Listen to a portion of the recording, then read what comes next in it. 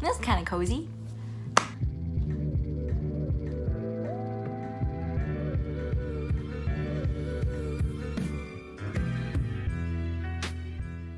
Hi! Today I'm looking for something else to do, so I wanted to think about a question that I was asked recently, which was, what would you take if your house is burning down? So I thought about that for a little bit, and those kinds of questions are always kind of hard for me, but today I'm going to talk about the different things that I would hope to be able to save if my apartment suddenly, I had to leave my apartment suddenly. When my friends and I were asked this question, a lot of them are pretty practical. A lot of them said laptop, which makes a lot of sense. Like pretty much everything we do is like on our laptops now. So I guess that makes a lot of sense. A lot of pictures, a lot of documents, a lot of work stuff. I guess I wasn't smart or practical enough to think to take any of those things. So I realized that you need to be able to carry all these things, and I'm not sure if I'd be able to carry all these things, but in a hopeful world, I would be able to. But the first thing I would want to take from my house, if I could, would be all of my instant pictures that I've taken since middle school. Yeah, so I've been taking instant film pictures since I was in middle school, maybe about like 7th or 8th grade, and they're all in these boxes. I brought them to college with me, and I really love them. I have the small ones, and I also have the wide ones, taking them onto trips with me, and there's just something about having a physical photo that's just so different from just clicking pictures and having them as blips on your drive or whatever. Yeah, these are really precious to me. I take my instant camera pretty much everywhere. It's like always in my backpack. So yeah, it's just a log of what I found to be valuable since I was 11 or 12. So like for about 8 years or so now. I don't know if I'd be able to carry all these with me, but I'm thinking about curating them and putting them, the most important ones to me, in this little book right here. The second thing that I would take with me, it's kind of beat up right now and kind of gross, but it's my sword of the Spirit. There's a verse in Ephesians that talks about the sword of the Spirit, which is the word of God, and it's just different verses that I've written down in here that have helped me through really, really hard times, especially when mentally I'm in a really bad place. This definitely doesn't fix it, but it does help me see truth. One of the most precious things about this is the pages tear out, so I can gift the pages to people when they're going through tough times, and when I gift them, I have to rewrite them. The ones that I remember the most are the ones that I gift the most and I have to rewrite over and over again. So this has been a pretty fun system. I really treasure this a lot. If you watched my last video, you'd probably know that the next thing would probably be my gratitude journals. These are really precious to me too. Don't need to explain again. But just to be able to see all the things that I've been blessed with and I've been able to receive from so many people, from God, in so many ways, I've had so many blessings. Yeah, I would be really sad if I lost track of this. It's really cool to be able to just flip through everything whenever I'm feeling really low. Next thing I would take is something I started collecting at the beginning of college, and it is a stack of all the cards, handwritten notes, and drawings from students that I've gotten, or my friends that I've gotten, or postcards my mom has sent me. Yeah, these are really precious to me. There's just something about snail mail. I love snail mail. I still have lots of postage stamps because there's just something about a physical piece of mail traveling its way from one person to another that's just really special to me.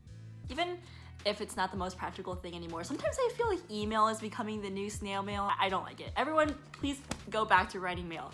Last but not least, this is probably the thing that I would save if I could only save one thing, which is why I keep it on me at all times. It's in my backpack every single day.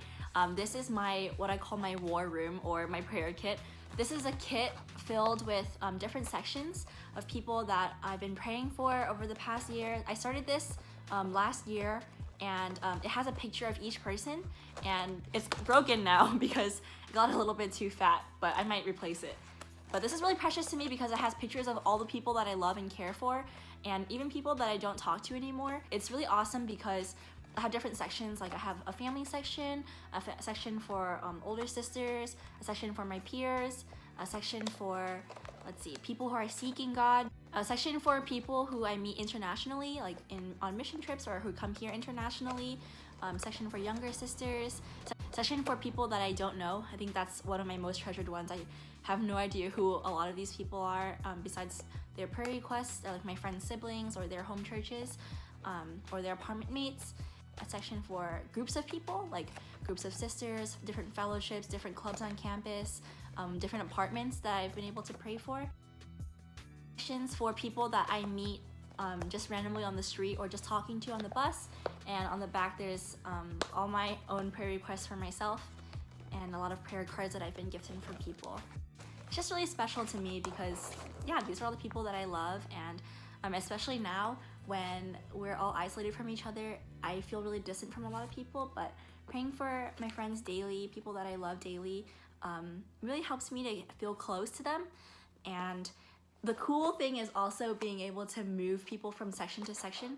So I remember my roommate Carolyn, she was in the section, she went from, you know, the section of, oh, she's my classmate, to she's my roommate, to the section where she was seeking, and now she's in the section of my peer sisters, and that's just really beautiful. It's one way that I'm able to see God concretely move, because the pictures move from section to section in this thing. So as I get more prayer requests, I'm able to staple on more pictures onto here. And then I'll introduce you to Sarah! So Sarah is a younger sister that I learned to pray for through this prayer kit. This is my picture of her. It's a cute picture of her. So learning to pray for a younger sister really helped me to be close to her, even if I don't talk to her every single day. Can I show your prayer kit? Oh, ours is like really similar. Mine is thin. It's okay, but over time, Look at this. you'll meet lots of more people Yes. and have more prayer requests. But what's one thing that you learned through making a prayer kit? I learned that I can always think of someone to pray for. So we got like this in our life group, we got this like card to write people to pray for, and every single day I can add someone new. So maybe not in quarantine, but I think you can. Yeah. Thank you for joining me on my little video on the things that I would try to save if I had to leave my apartment really quickly. And we hope that you're staying safe. See ya!